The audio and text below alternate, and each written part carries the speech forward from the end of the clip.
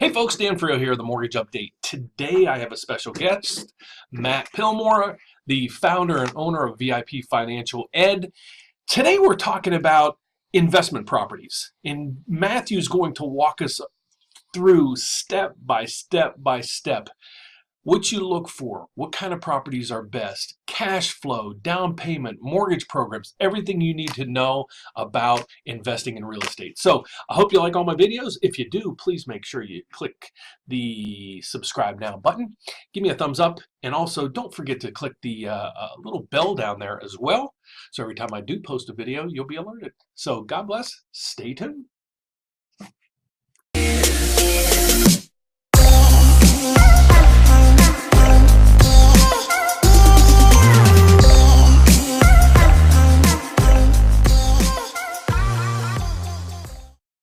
Welcome to the Mortgage Update with Dan Frio. For over 10 years, Dan has been helping AM 1160 listeners. With so many companies to choose from and hundreds of loan options, the mortgage process can be confusing and costly. Be sure to listen each day for Dan and learn the difference between FHA, VA, and conventional loans. You'll also learn how to negotiate lower interest rates and fees, as well as steps to buying your first home and whether refinancing makes sense. Stay tuned to find out why Chicago's top realtors are choosing Dan Frio. Welcome to the Mortgage Update with Dan Frio, and I, of course, am Dan Frio. Like I start out every show, please just check me out on Google. Just look up Dan, D-A-N, Frio, F-R-I-O, and you'll find everything you need to know about me. Today, we're going to continue our interview with Matthew Pillmore of VIP Financial Ed. What I want to talk about with Matthew today is those that are looking to get into real estate. I have some aggressive people calling me right now, and for the past few months, and they're looking to load up on real estate. I don't necessarily agree with that, but I want Matt's perspective on this. Is it, what's the best way to look at properties? How do you analyze it? Does it make sense? What cash flow do you need? Is there somewhere where you look and check out the appreciation? Just walk us through, Matthew. Give everybody kind of the information about you, a little bit about you, how they can contact you, and then if you would, kind of walk somebody through maybe their first investment property, what they should and shouldn't look for. Hey, I appreciate being back on, Dan. Thank you so much. That conversation during our last show was great. So, guys, the easiest way to continue what we talk about today, since the segments are relatively short, is to visit our YouTube channel at VIP Financial Ed. You'll get unlimited content there. Just like Dan, we also have hundreds of videos on our channel. And it's really fascinating to see how things evolve economically. And that's what we really review here. But we've been participating in real estate investing now for over 15 years. I love it. I think it's a lot of fun. I think most people that get involved in real estate do have a love for it. I think you have to because there's a lot of things about it that just aren't sexy. And let's talk about what's not really sexy right now. What's not sexy is the fact that it's really tough to be a buyer in most areas around the country because there's just not enough meat on the bone for it to make sense to take the risk. And Dan, you mentioned in our last show that you had over-leveraged, you took a bit of a risk yourself, and the last downturn caught up with you. And even though we're big believers in leverage being one of the most important ingredients to creating real wealth, extraordinary wealth, that is also the biggest danger in creating wealth, because if things go sideways and catch you by surprise and you're not prepared, well, guess what? You're going to go down. And so what we talk about is always going to be cash flow based. So I'm glad that you mentioned that. Because cash flow is what's left over after all of your expenses have been paid. Okay, so you earn rental income and then you pay your expenses. And if you have money left over, then the more that you have, the safer you're going to be. The more cash flow you have, the more freedom you're going to have. So we're always looking at the numbers based on cash flow. And I just don't think in most areas of the country it makes sense to do a lot of the traditional investing that we do when the market is better for buyers. And so what are we doing? Well, we're thinking out of the box when it comes to real estate. And I mentioned in the last show, I sort of teased the fact that we had just closed on another property last Friday. And that property is expected to bring in $11,000 in income each month. I got to stop you there. How? Yes, How? Well, because we're looking out of the box, right? And so one of the industries that has come up more than any other in real estate is the short-term rental market. So this property is going to be a short-term rental property. We'll post it on Airbnb. We'll post it on VRBO, Vacation Rental by Owner. We'll post it on HomeAway, which owns VRBO, and we're going to see what we can get for it. But we've had several mentors and experts come through and look at the property. That's one thing I always recommend, is including a really great team in your decision making. That's why you have someone like Dan to have conversations with, because most of us are inexperienced about most things. I've never purchased a short-term rental before, so I needed those extra expert perspectives. And those individuals expect the property to rent for $800 per night. Now think about this. My principal, interest, taxes, insurance, maintenance is less than $3,000. If you add in the utilities like Wi-Fi and gasoline and the gas and the heat and electric and so forth, we're at $3,300 total. Mm-hmm. Now, if we're bringing in $11,000 and still getting to use the property half the time, we can pay a manager to take care of it the other half the time and manage the bookings for us, which costs us 20%. Now, after all of that is said and done, we're expected to walk away with somewhere between $5,000 to $8,000 per month in net cash flow. That's our profit. God bless you. Left over. Yes, thank you. And so here's the thing. Would you rather go out there, scratch, claw, bleed, sweat, and lose sleep over $500 a month if you're lucky? Yeah. Or would you rather bleed, sweat, lose sleep over $5,000 to $8,000? Let's 10x the potential here. And so when we're looking at real estate, we're looking at real estate from an out-of-the-box perspective. Now, you may think that took a lot more effort, a lot more work, but I don't think it did. As a long-term rental landlord, mostly, this actually was just as easy or just as difficult, however you want to look at it, as those other properties, if not easier. And what's incredible about that is this is the very first property we looked at. The very first one we bought. Wow. Okay, so that to me shows me, and P.S., a side note that I think is even the most interesting fact about this is the property was sitting on the market for 600 days, Dan. 600 days. Whoa. Which means that for almost 2 years, for over a year and a half, that property the buyers weren't able, or the sellers weren't able to sell. Right. So that shows you that there are opportunities sitting right in front of your faces that we're missing because we're not thinking about things in the new era. It is not just about long-term buy and holds anymore. It's not about fixing and flipping. In fact, I don't recommend anybody fix and flip right now either, because let's say the market does crash. Let's say that in a year it falls and you're halfway done with the project. Let's say that property is now underwater and you still have to put in $30,000 or $40,000 to finish the flip. Are you going to want to be holding that property when you're done? You still owe more than what it's worth, and you can't sell it. Now you have to rent it, and you didn't plan on renting it. You're bringing back bad memories. That's exactly what happened with me. And the other side of this, maybe when we come back after the break, and we still have time, I want to talk about how do you property manage these, and we'll talk about that in the next segment. But I'm still intrigued on how you buy this property. So why do you think? What was the purpose that it sat on the market for 600 days? Nobody else thought of this process that you thought of. Well, because I walked in and the very first thing I asked the seller was, why aren't you Airbnb-ing this? It was the very first thought I said, this is a perfect Airbnb. Yeah. And she said, what's that? Oh boy. It was just a lack of information. So it's somebody in their mid-60s, right? It is argued right now that the short-term rental industry is in the third inning. It's not at critical mass. It's not like Uber where everybody in the household knows what it is. Right. And that is the key here, is that there's still so much opportunity. Will it last forever? No. And according to my mentors, they don't think it's a forever game plan. But for now, for the next 5-10 years, and then we'll have the property paid in full. We'll own it free and clear. If we have to go to a long-term rental, then we can cash flow safely, right? We're never at the mercy of, if things change, we can't rent it and still cash flow. What we're doing, though, is short-term renting so that we can cash flow much larger until maybe that train comes to a stop. Gotcha. That is awesome. That's an awesome story. So, my next question. Well, let's talk about it. So these properties, you said that you're putting through Airbnb and the other outlets, and they take a fee for that.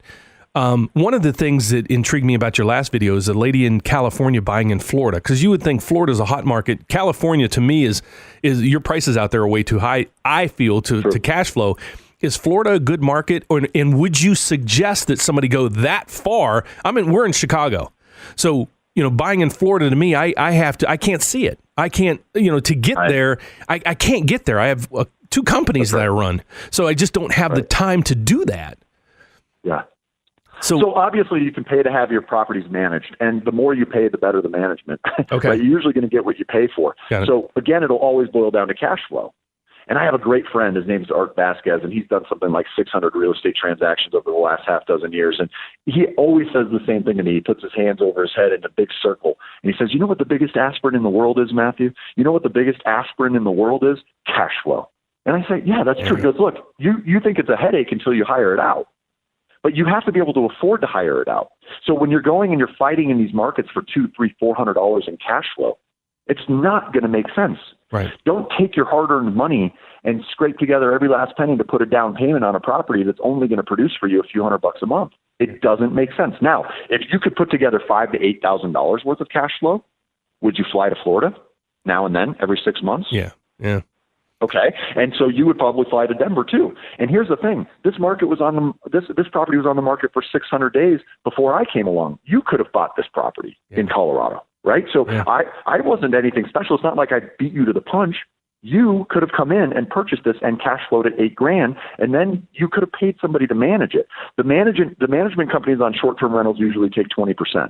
So if we could rent it for $10,000 and say $2,000 goes to property management to handle all the bookings, and then we only owe $3,000 a month on PITI. Well, that's $7,000 left over. Yeah. So the management's already built in. That's my profit after I pay the manager.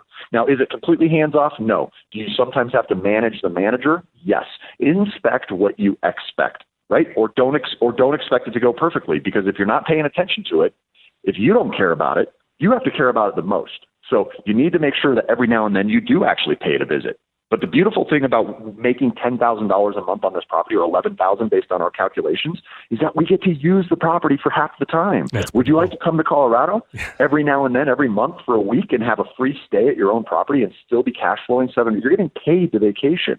So that to me is so uniquely cool about short-term rentals. And then you can short-term rent your house in Chicago while you're away. There you go. And so you're actually getting paid to vacation. This is like what timeshares should be. And P.S., never buy a timeshare.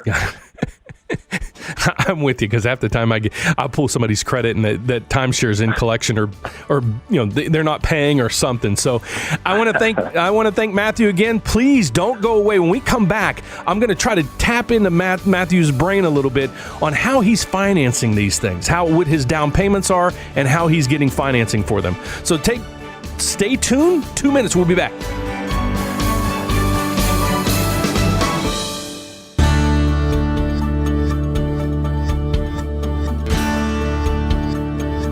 Welcome back to the Mortgage Update with Dan Frio. Today we have Matthew Pillmore of VIP Financial Ed.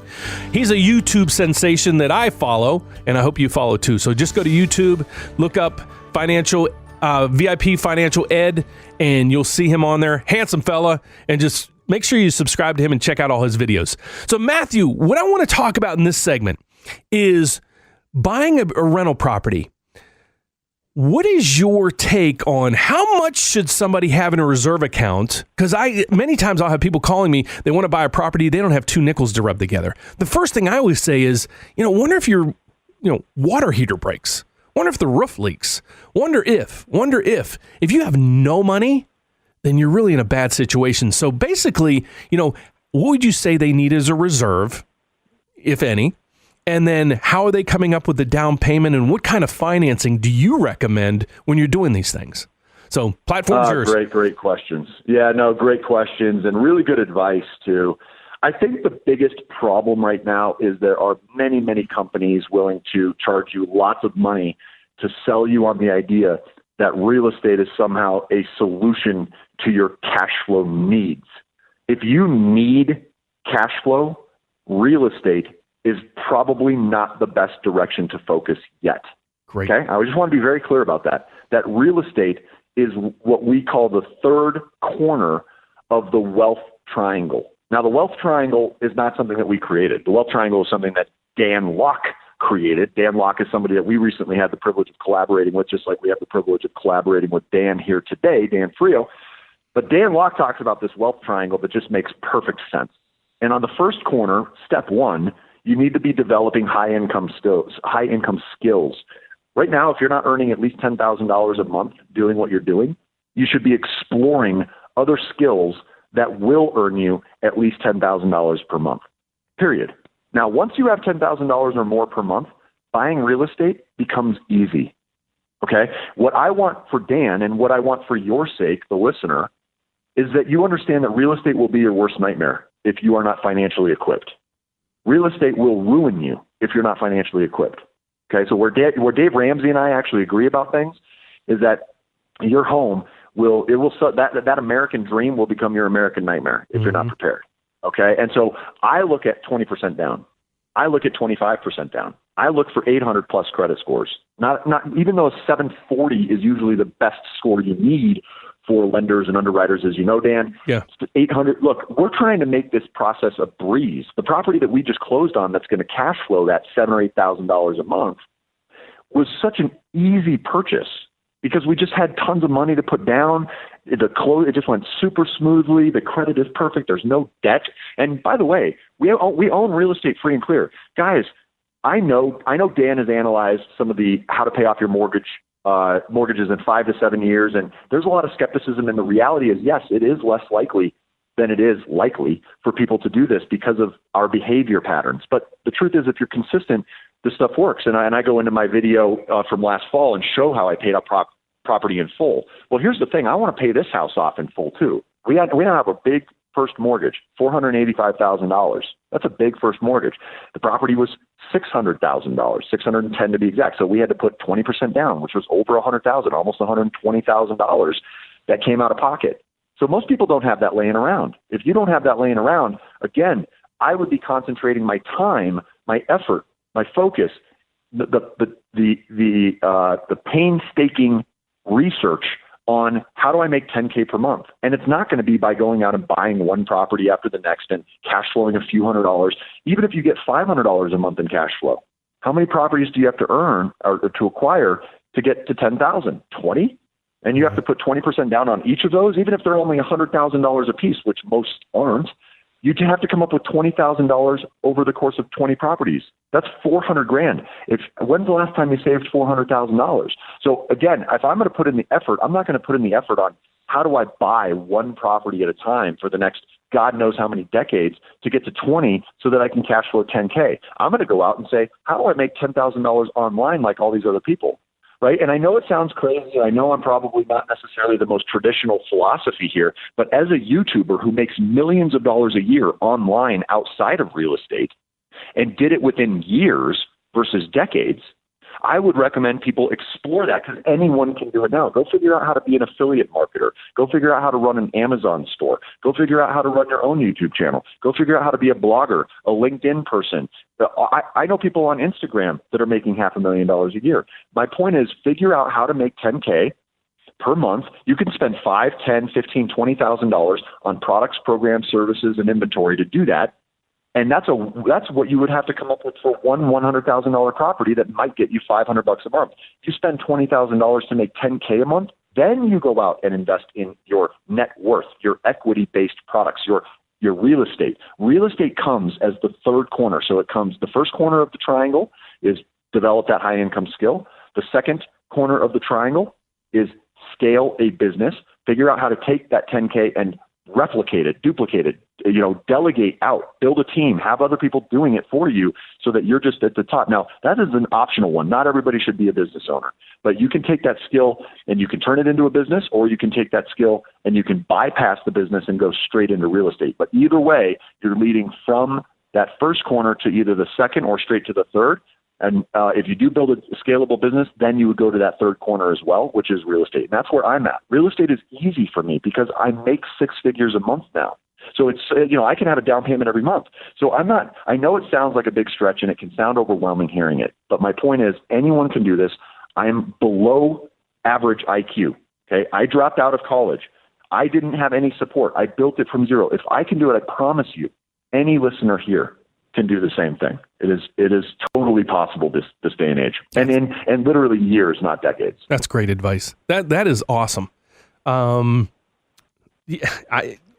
I never looked at it that way. So that Right. again is why I started following you on YouTube, is because of things like this. Many times Right. I'll have people calling me and they're scratching together, what is the minimum down that I need Right. for this Right. rental property, and what is the minimum, Right. and my credit score is 600 and I got to get to this, and Right. they're scrambling, but yours completely makes sense.